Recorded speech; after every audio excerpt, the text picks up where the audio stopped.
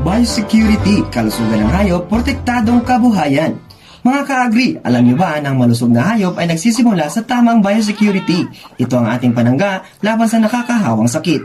Madalawa itong anyo, external biosecurity, upang harangin ang pagpasok ng sakit sa labas ng inyong bukirin, at internal biosecurity para hindi ito kumalat sa loob ng inyong paghahayupan. Tandaan ang panuntunan sa Biosecurity Level 1 na itinalaga ng Bureau of Animal Industry.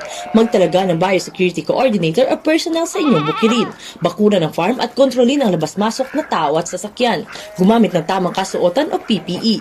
Maglagay ng foot baths at hand washing station sa bawat entry point. Ihiwalay o i-quarantine ang mga bagong dating na hayop. Panatilihin ang regular na paglilinis at disinfection. Kontrolin ang peste at ayusin ang pag-dispose ng mga patay na hayop. Siguraduhin ang kalidad ng inuming tubig at bumili lamang ng hayop at pakain sa mapagkakatiwalaang mga supplier na may malinaw na records. Sa biosecurity, hindi lang hayop ang ligtas kundi pati na ang inyong puhunan.